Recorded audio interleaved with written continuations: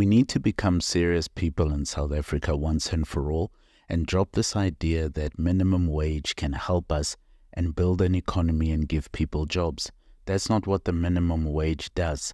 The minimum wage only sets a price arbitrarily of what the minimum legal payment can be for a worker.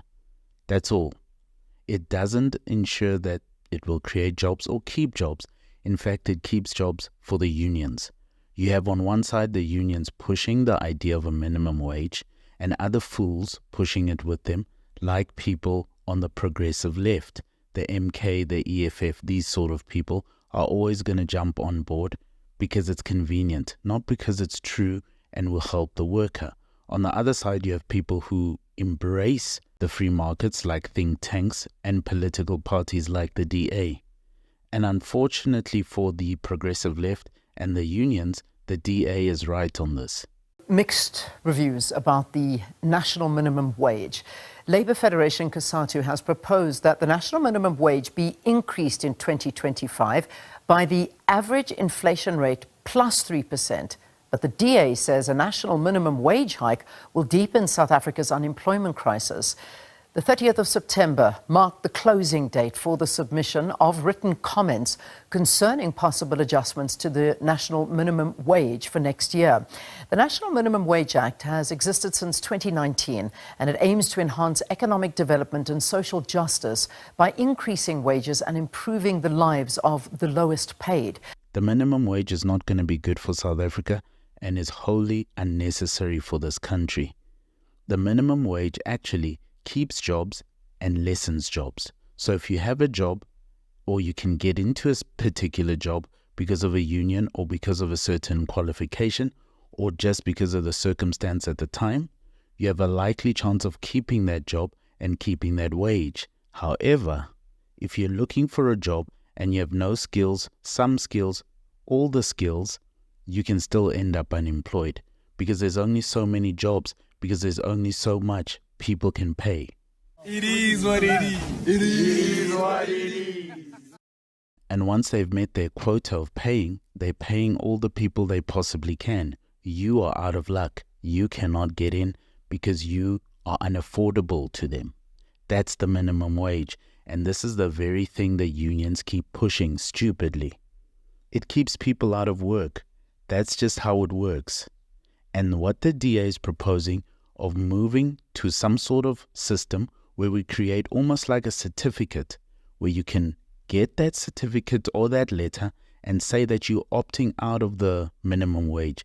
You will work for whatever work you can get and for whatever pay you can get, and you are choosing yourself to take yourself out of being given the minimum wage because you are that determined to work. You are that in need of a job, or you don't have the skills that qualify for the minimum wage payment from that company or from that firm. So you're willing to come in at an entry-level salary and you're saying to yourself, signing your name to it, that you would like to take up that job. Now you're opening up opportunities for people. The DA is actually right on this. To talk more on this, we are joined by the DA spokesperson on employment and labour, Michael Bagram. The DA has submitted comments to the National Minimum Wage Committee, opposing any proposed increases to South Africa's national minimum wage. Why is the DA against the idea of a national minimum wage?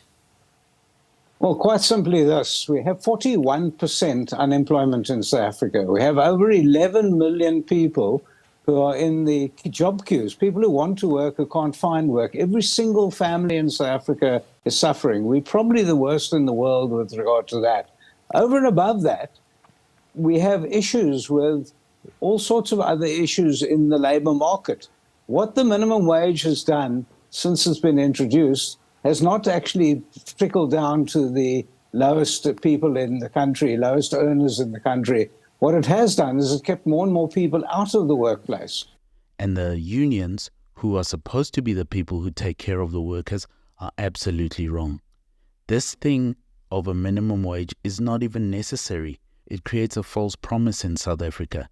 It says to people you can work and get this much money. However, there are no jobs.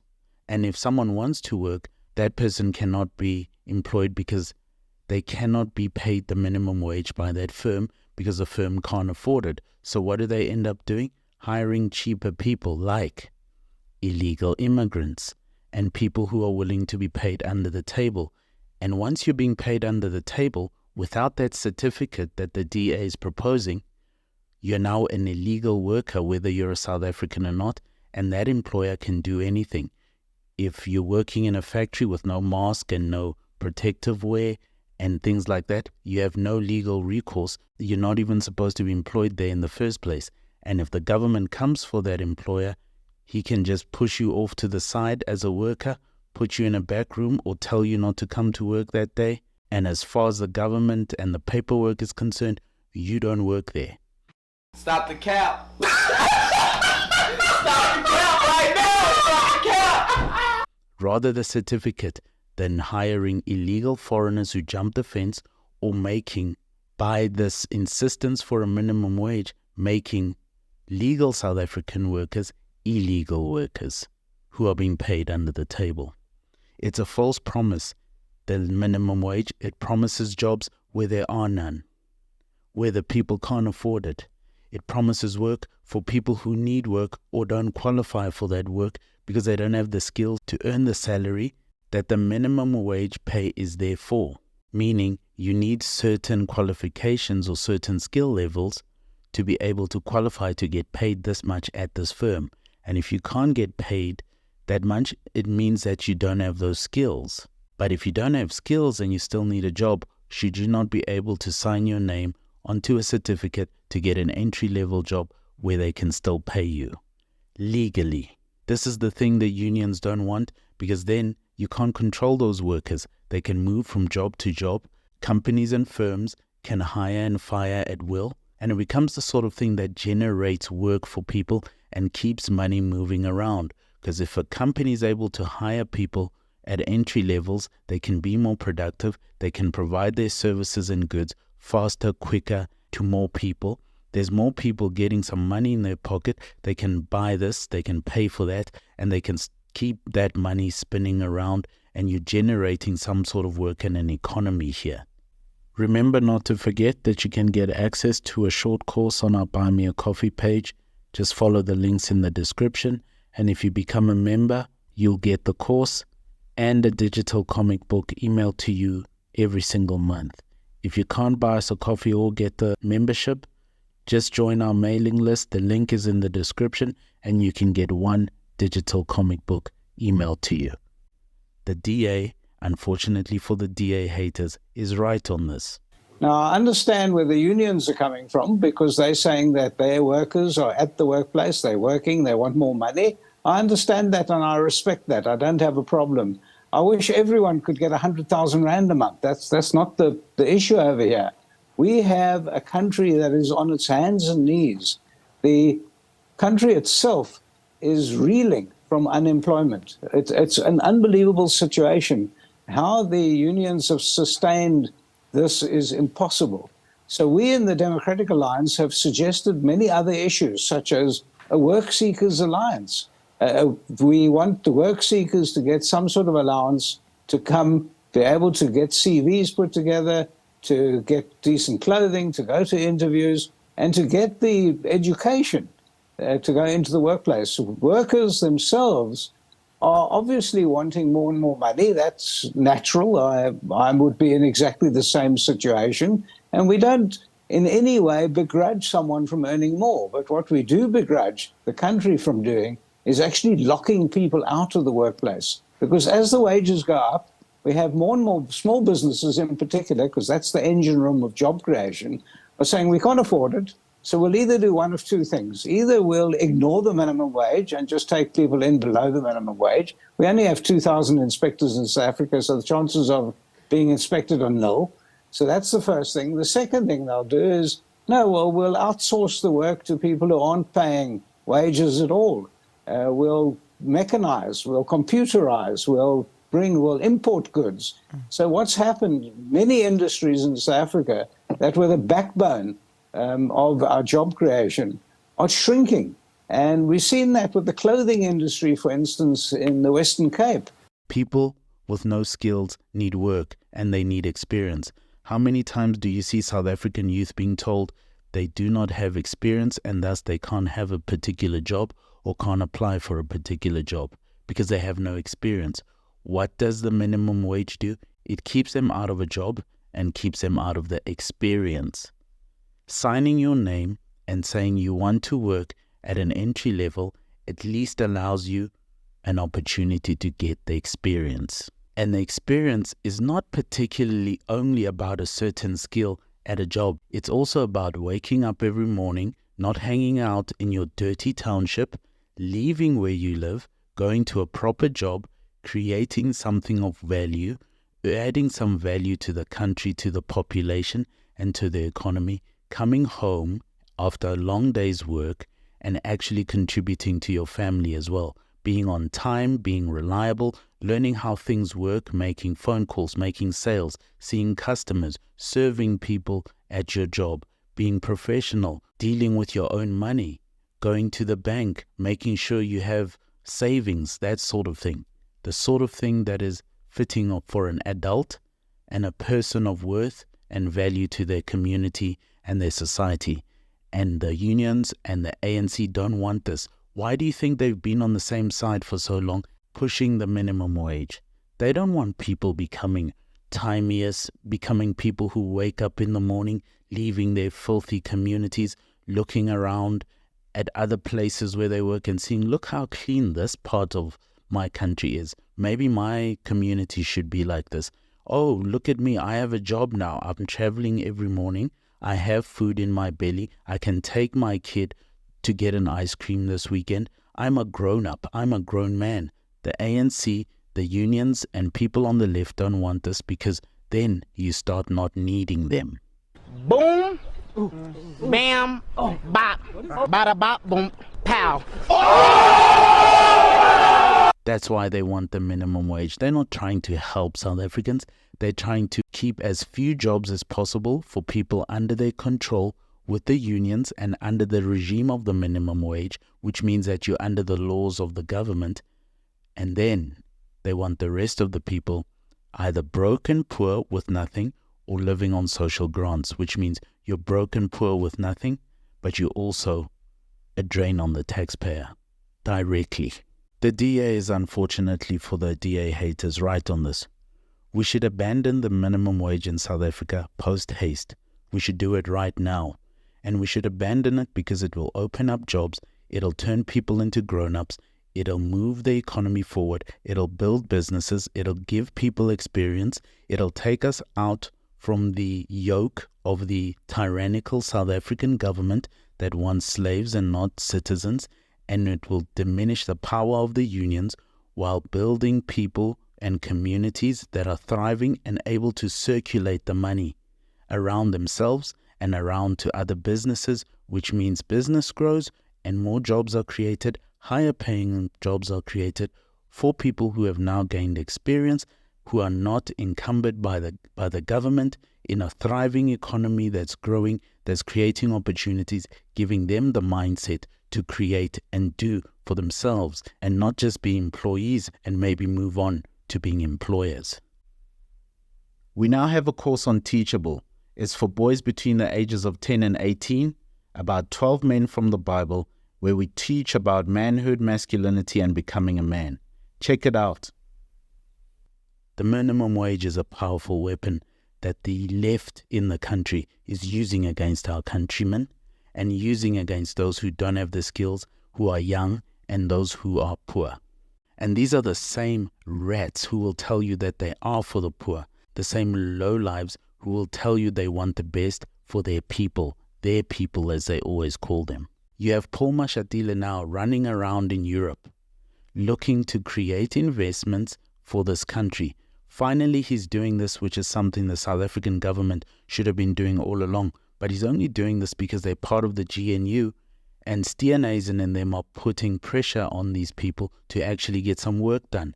And they know that 40% is only getting lower for the next election if they don't pull up their socks, as my grade 3 teacher used to say. Paul Mashatile is running around out there looking for investment from the Europeans while at home, COSATU is asking for a 3% minimum wage hike.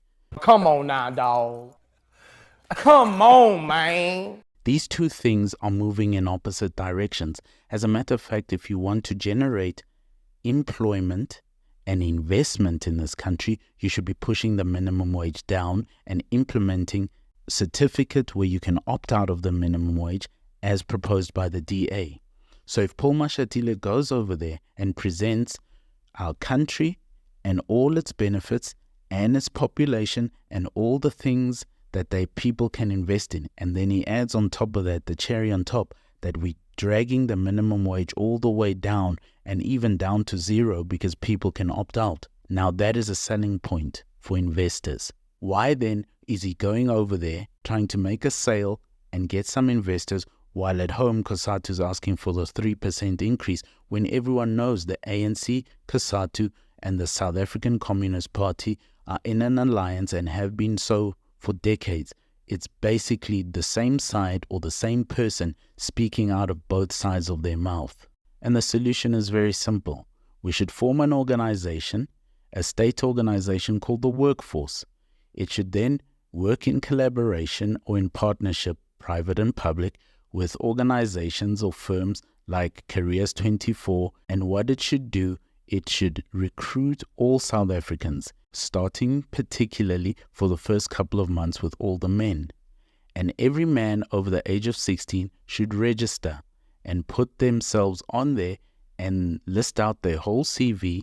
And once that CV is on there, they should be able to access things like job training, upskilling, and other services along those lines. How should this be funded? We should get rid of social grants, of NFSIS, and every single thing like that, and move to a system through the workforce where people can qualify for only one kind of grant, an education grant. You can either go get yourself a skill, or you can go out there and take that education grant and go look for a job. And that's all the grants South Africa should be giving to people. That's it. And in that education grant, you get the money to pay for the thing that you're going for and a bit of living expenses. And that's all. If you're going to have a baby when you're 16 or 18 and unmarried, that's your problem. You can get the education grant and go work and provide for that baby yourself. And if you think you're going to get that education grant more than once, you're out of luck.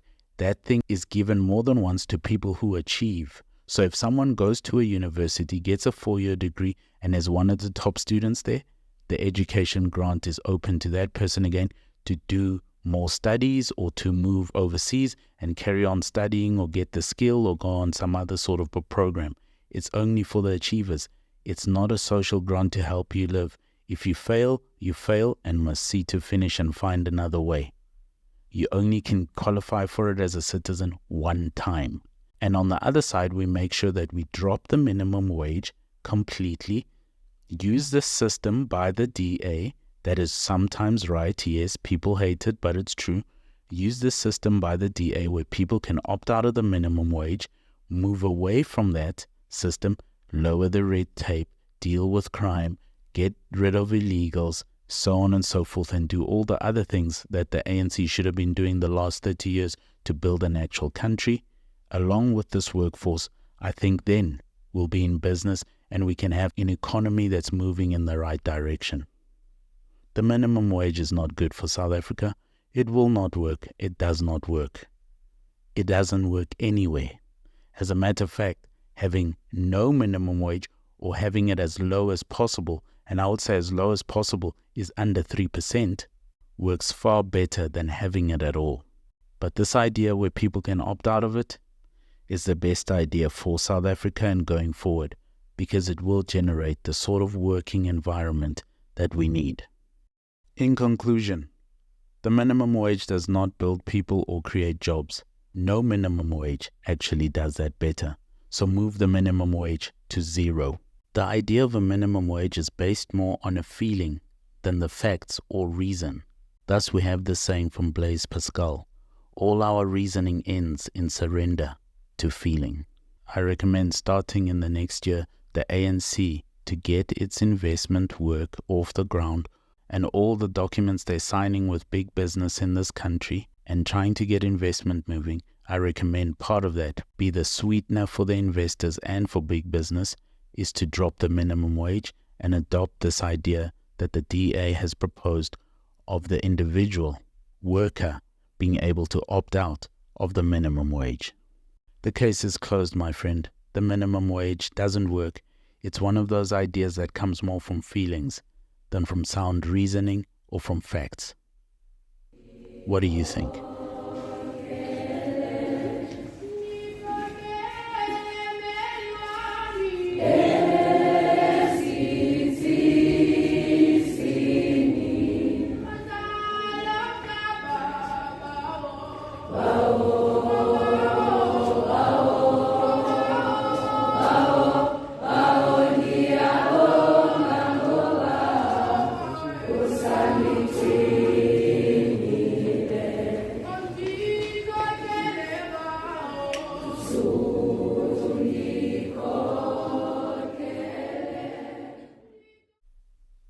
A reminder that you can get a digital comic book emailed to you every single month when you become a member on our Buy Me a Coffee page.